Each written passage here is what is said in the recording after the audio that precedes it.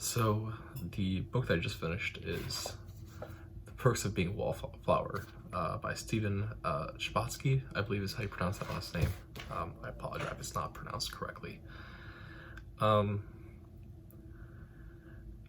I had to think a little bit about what I really want to say about this book, because in a lot of ways, I feel very connected to it. I'm someone who tries to get as emotionally invested as I can into whatever book I'm reading, and that is just simply for the fact that even if it's not something that I would normally like, at least I should be trying to and giving it a shot, right? This book, however, is a false narrative, but also very similar to my own experiences. So because of that, it wasn't very hard to get emotionally invested. If anything, I had to find myself trying to drag myself out because it was just too similar to some of my own experiences. And because of that, I found it hard to read at times. But yeah, I really do like this book. Part of that's just because it mirrors a lot of my own life and some of my own things and expresses a lot of my own thoughts, right? So it's not like it's I don't think it's classic level. I think it's a very relatable book. I think it's probably one of the better contemporary novels. I love the fact that it's epistolography. Epistolary? Epistolography is the study of letters. Epistolary is, I think, when it's written as letters, which I really enjoy epistolary style novels. In fact, we'll eventually get to what is one of my favorite books, which is also an epistolary.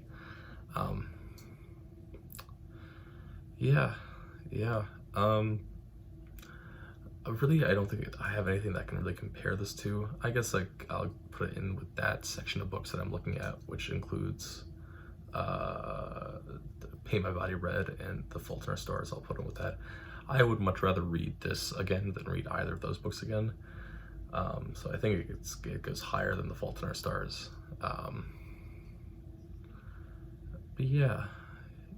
So I think that puts out what it's 7.5. I think I gave Fault in Our Stars a 7. Maybe I gave it an 8. Whatever I gave Fault in Our Stars, I give Perks of a Wallflower another half point.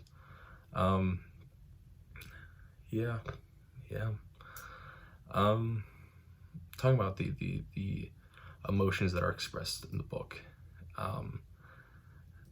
I don't know if it's as much of a coming of age story as it's kind of made out to be.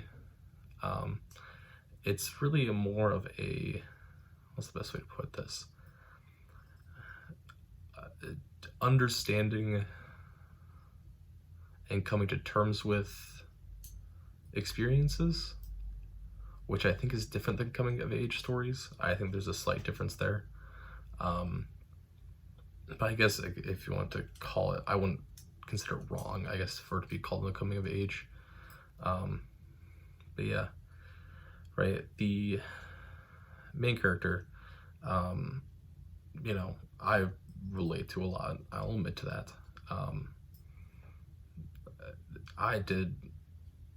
I was very active when I was in both high school and college, but at the same time, very, very much this idea of the feeling of loneliness when you're not there, right? That's really, really one of the big things that main character Charlie experiences and portrays constantly, is this feeling of heavy loneliness whenever he's not with these specific people.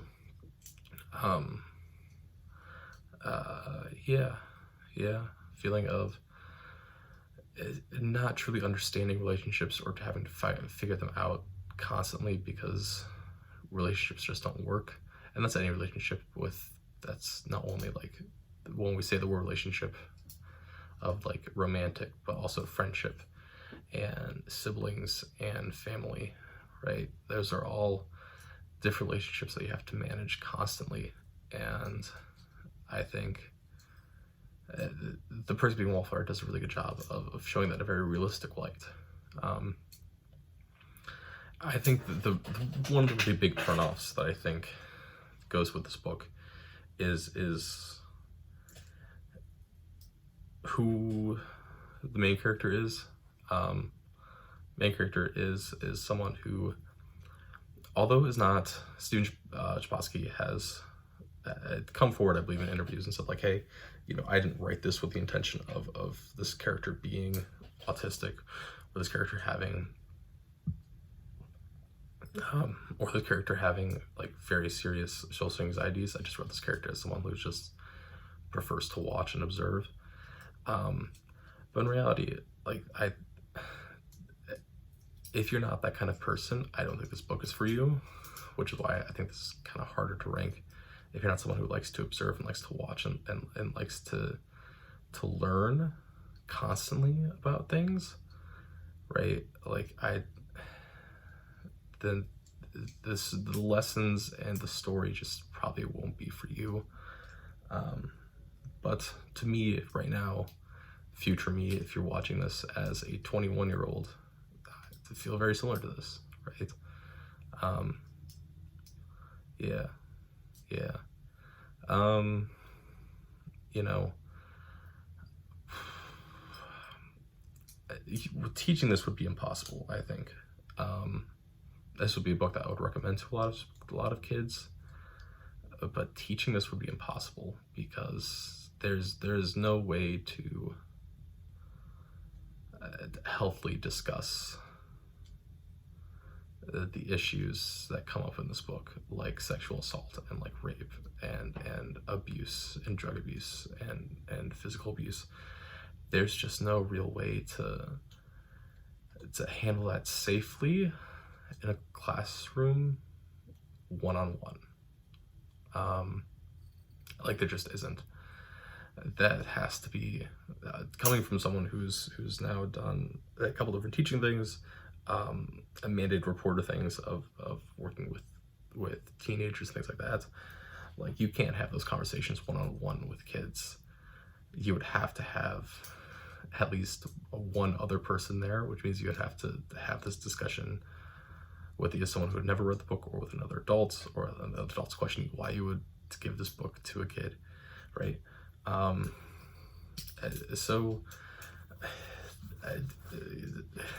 Teaching this book or giving this book and not having it be like a class thing would be hard, right?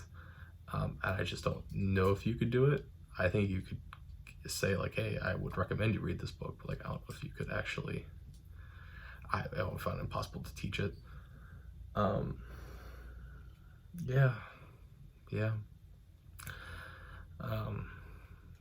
mean, that's a lot of what I got. At this point, I'm just going to go on this little rant for myself, talking about my own connection with this and things like that. Like I said, I feel very connected with this book. I have a lot of similar stories to what this book portrays, a lot of similar feelings and things like that. And as your 21-year-old self, you still feel the same way, and you still feel the same way in high school. And that's not to say that it's terrible, right? What it is you have found ways to work around this desire to be a constant observer of things in a way that makes you productive. Reading into myself right now at this point in life, you take a lot of leadership positions, and I don't know if I think that's partially because you just want to observe people and you just want to watch them, and you find it hard to interact with them socially unless you have control over that.